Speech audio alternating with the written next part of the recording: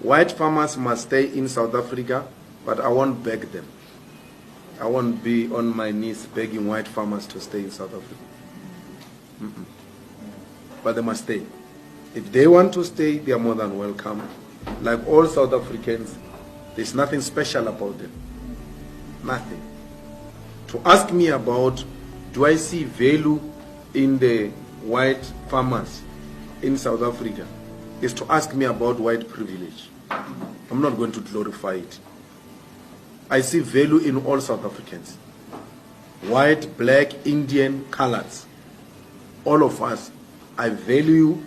I want you to contribute in the growth of the economy. There's nothing special about white farmers. There's nothing special about white people. The sooner we do that, away with that mentality, the better. I have no problem with white people at all. I have a problem with them being treated special. I have a problem with privilege. That's my problem. That when I say something, it's wrong. But when it gets to be said by a white person, it's right. I complained about Indians and how they are treating our people.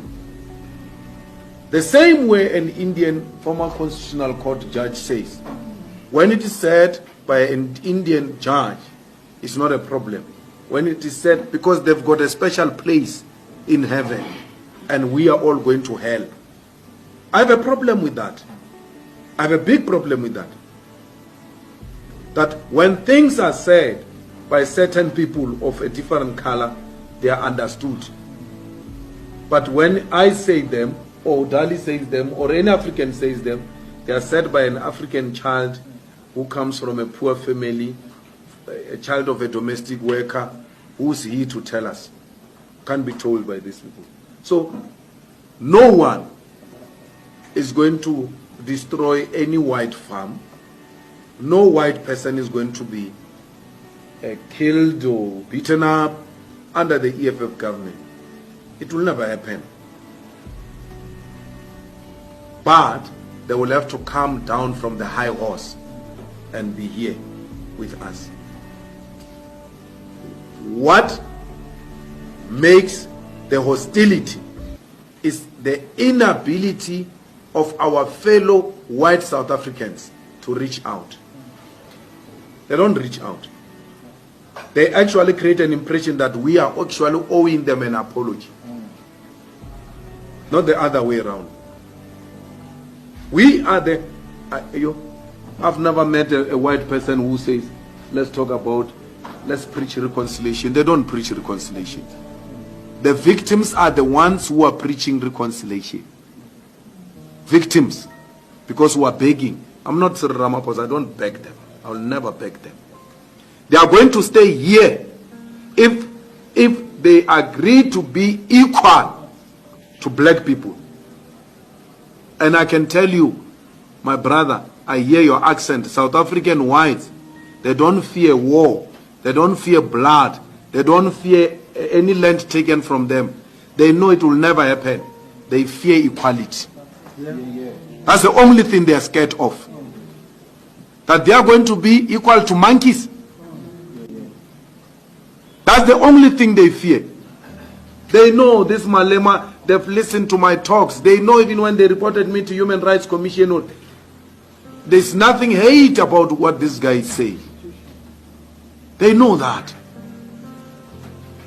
My crime is to demand an equality. That's a crime I'm committing in this country. To demand that the white minorities must come down from their high horses and humble themselves and work with fellow South Africans.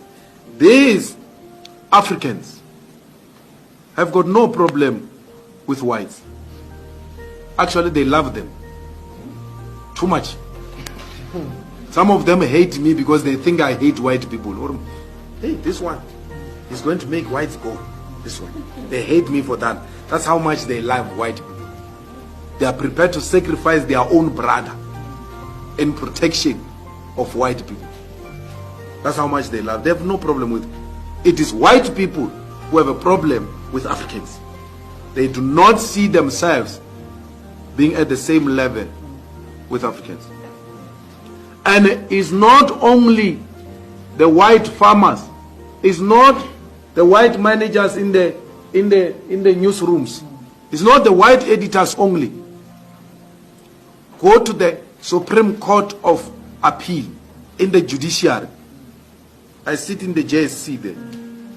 How the white judges in the Supreme Court of Appeal look down at their colleagues at the highest level of educated whites. Don't think it's just a child of a farmer who has a problem with black people. An educated white judge at the highest level has got a problem with an educated and over-educated African judge. When they write a judgment, they ridicule the judgments of Africans. When an African or a colored wants to make reference to the best reported judgment of an African, they say, no, don't use that. Use this one. They give you an alternative white reported judgment at the highest, second highest court. That's how difficult it is. Our black brothers have got no problem with white people. White people have got problem with us. No one is good. No one here. And some of us were even privileged because with the money we're getting in parliament, we've taken our children to private schools. Because there's no public school here in South Africa. Schools have collapsed. They befriend white kids. They bring them there in our houses. When we slaughter, we must start slaughtering with these friends of our kids. Do you think our children are going to allow that? We are building a completely new society where black and Africans are embracing one another. The problem is this old age. They have a big problem, those guys. Because they know the privilege of apartheid. The young ones don't know the privilege of apartheid. They know the privilege of being called a madam and a boss. And then calling older women girls and older men boys. They know that privilege. And today is no more. That's what offended them. So I'm not going to beg them to stay here. I'm not begging anyone, especially white people. If they want to go, they can go. At least they've got somewhere to go. We don't have anywhere to go if things don't go right. We've got only here to go. So any white that says I'm going, you must know their loyalty is not with us because they've got 2 passports. They are not South Africans. They are half South African, half British. They can go.